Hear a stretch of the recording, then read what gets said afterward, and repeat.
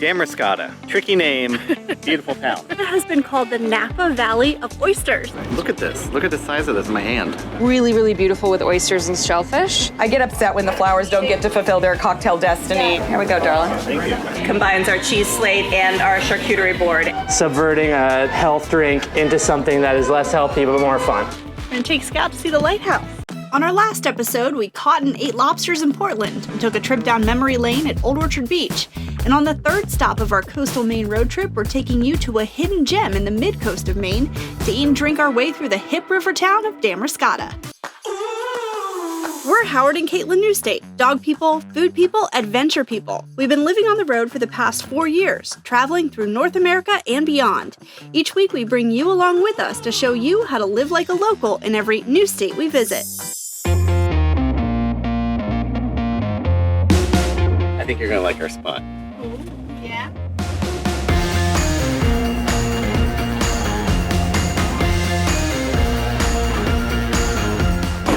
Wow. Come take a look at this. Oh my gosh.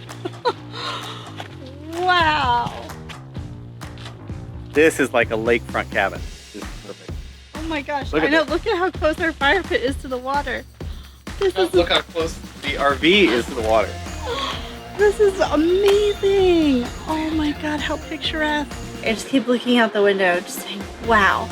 We started a fire and we made dinner over the fire, which we have not done in forever. I'm super excited. We got like steak and chicken kebabs, and then I'm making broccoli. It's gonna be awesome.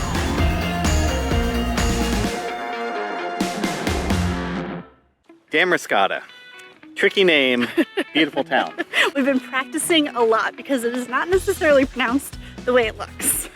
Not at all. But we had some locals tell us and fill us in, and now I feel like it rolls off the tongue.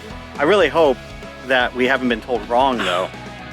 Damariscotta. I've asked a lot of people and they all said we're nailing it now. So hopefully we're in the beautiful mid-coast area of Maine, and I'm so excited to explore. This area has been called the Napa Valley of Oysters. The Damariscotta River runs 12 miles from town out into the Atlantic Ocean and is one of the most important ecosystems to the oyster industry here in Maine.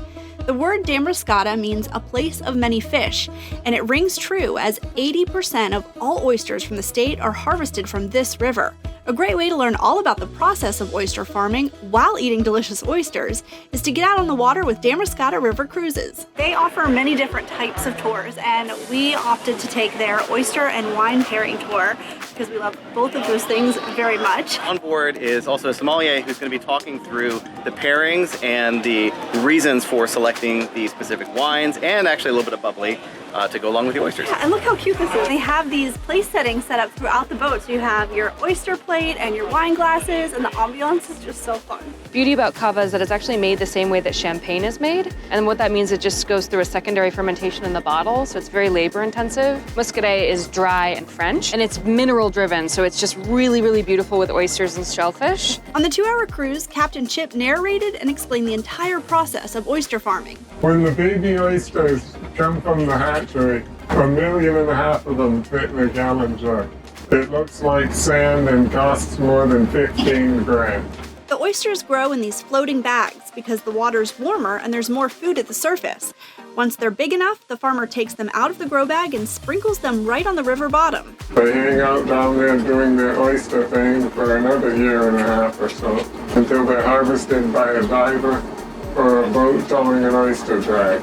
While we learned all about the farming process, co-owner Olga served us oyster after delicious oyster grown and harvested right from the Damariscotta River. I picked this one for you, Howard, because it's really big. So here you go.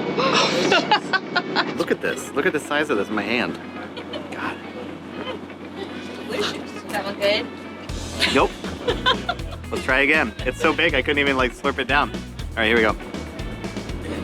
You gotta have those beaver front teeth and rake it right in.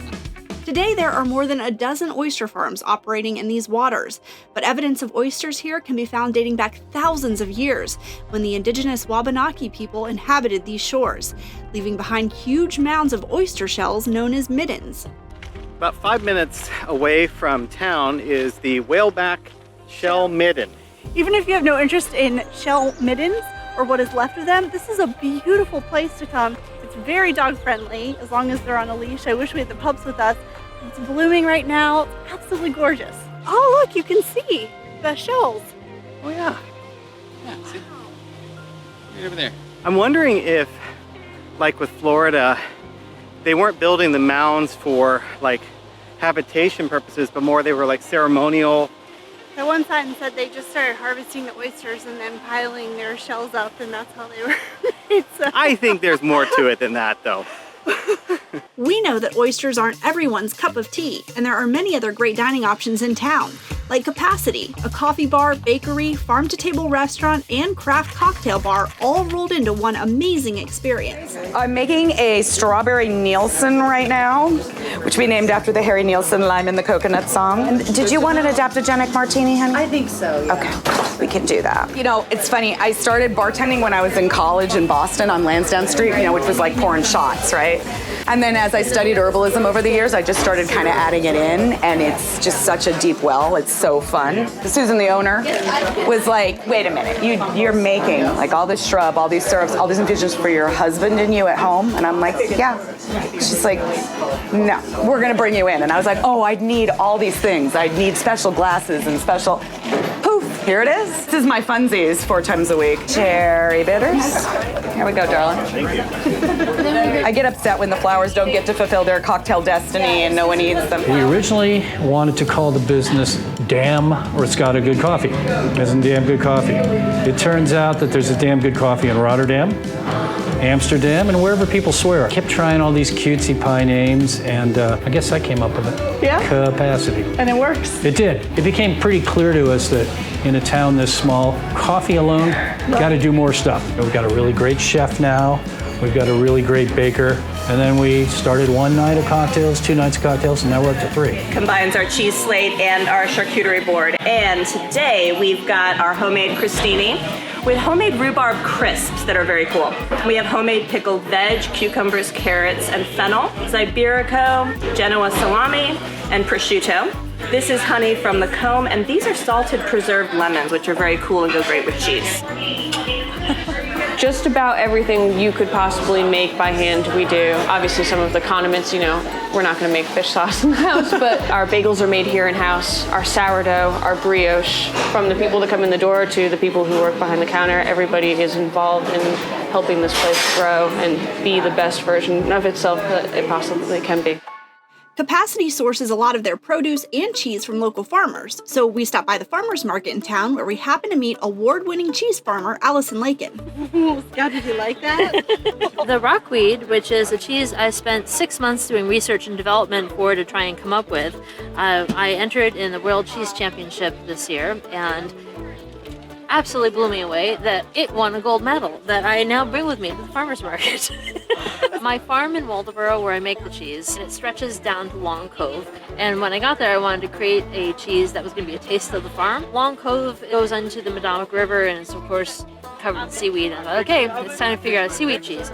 I've been making the cheese by myself for 11 years now. Nobody else has a hand in this cheese. And so for me, in my small little creamery, to make a cheese that can show off that well, it shows how much I care about what I'm producing and about the quality, and I love what I do, and I love eating it, I love sharing it with people.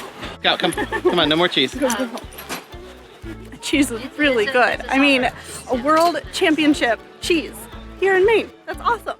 Okay, I had to buy one of these because I have never seen anything quite like it. It is a beet chocolate donut, and her 9-year-old son decorated it. It's not a donut, it's a cupcake. I guess I have donuts on my mind. It's a lemon frosting too, and so the combination of the flavors all really works and is very good. How are you, want to try it? Yeah. It's pretty dense too, like the consistency is great. That's delicious. Mm-hmm. Well, I love kombucha, and so when I found Hard Kombucha, I was in. I'm like, we have got to go here. It was kind of a COVID project. Through some experimentation, I pitched my first Hard Kombucha. Experimentation grew into a bit of a passion project, and I had 25 gallons fermenting in my guest bedroom. And my wife kind of brought to the table that at some point we might have guests again. So it might be time to like move on and try something else. And things just fell into place. The IPB which is double dry hop with citron mosaic hops, which are typically used in like hazy style New England IPAs. And this one is our tried and true staple, Aloha, hello and goodbye. And it's ginger and hibiscus. That I call the sunset or the sunrise, depending on, you know, the day. And that is the combination of the Aloha and the IPB. Okay. And being hopped, do you have any idea what that might be called? Like the IPB, the acronym? No, Indian. Pink beer. Pale. Booch. You got a winner! Yes. You can try a sip now. Ding, ding, ding. Do you guys want to see the brew room? Yeah, we sure do. We This actually, is quite different from your guest room, right? it is, yeah, we've upscaled a little bit. The kombucha is made by fermenting tea and sugar, and the fermentation is done by the mother, which is a SCOBY acronym. Now we're fans of acronyms here. Symbiotic culture of bacteria and yeast. So I use a champagne yeast in a secondary fermentation so as to make it intentionally alcoholic. Therefore, like, subverting a health drink into something that is less healthy but more fun. I recently set up our little outside bar overflow. All of the lobster traps were gonna go to the dump. So I used some live edge pine slab from a local mill. All of the furniture and everything you find here I thrifted from around the state. Danielle, who helps me out here, she's a vintage art furniture and everything vintage curator. She puts her pieces up in there, and as they sell, they're replaced. And people are able to take home art for something that doesn't break the budget. When people come in, it might be different every time. We heard that you sold some pieces today. Yeah, we did. Right before you guys got here. We had to shift the walls a bit. But yeah, we sold a couple pieces today. Chauncey's been getting into it too, so it's nice. We make a bunch of upcycled shirts, travel around the state to different, church thrift stores and Goodwills, and find all these shirts, give them a second life and upcycle them. And we throw our logo on it. And we've kind of adopted that ethos, and we're really trying to stick to that and have a little impact, but a good impact, and hopefully a long impact. That'd be sweet. Yeah. We're gonna take Scott to see the lighthouse. You ready? Okay, come on. Look at these rocks. Wow. The Pemaquid Point Lighthouse was commissioned by President John Quincy Adams in 1827. Today it's owned by the Coast Guard, leased to the American Lighthouse Foundation, and maintained by the Friends of Pemaquid Point Lighthouse. Your parking fee grants you access to the museum and the option of climbing to the top. Only 5 people are allowed at a time, and you can really see why. It's very tight in here. Easy. Yeah, easier for some than others. Wow. Beautiful. If you come on a day where the lighthouse is open, you should definitely wait in line and come up because the views are incredible, and it's just so neat to see these old styled lenses. It's a Fresnel lens. Right. This is over 150 years old. Although now with a modern twist because there's an LED light in there now. But they've kept the exterior of it, which reflects the light out. Yeah, it's really amazing. This has gone from oil to gas to electric and now LED, and it is still operating today as an active lighthouse. You gonna go first? Okay, Caitlin. Back down we go. Hold the gate.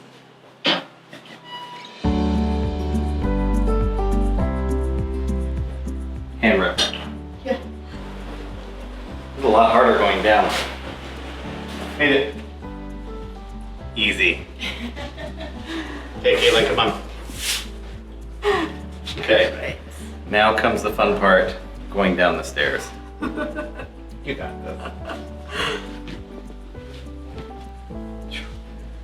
Yeah. 7, 28, 29, 30. Just a few miles away from the lighthouse, you'll find Colonial Pemaquid State Historic Site and Fort William Henry, where they bring history to life. We're not going to walk very far, but we're going to travel far in time and in history. We're going to let the ground speak to us, the earth speak to us, as it did through the archaeologists who actually did the digging. As long ago as 11,500 years, there were human beings beginning to occupy the area. This site is archaeologically significant because when it was burnt, when it was destroyed, the wall collapsed in and preserved what was underneath. This mock-up is of a modest means family There would have been as many as 5 to 7 people living in this structure. This is the daub material that's going to get packed into the walls, to mixture of clay and straw, sand, and manure, and just a very traditional walling material.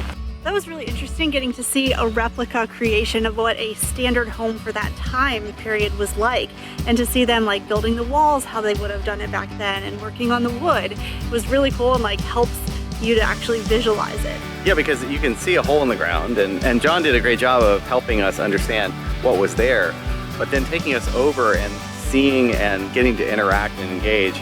I can understand why the interpretive nature of these types of facilities is so important. On our next episode, we're wrapping up our Coastal Maine road trip series in an epic way, visiting the resort town of Bar Harbor, gateway to the famous Acadia National Park. You won't want to miss this one. Thanks so much for watching. We'll see you soon.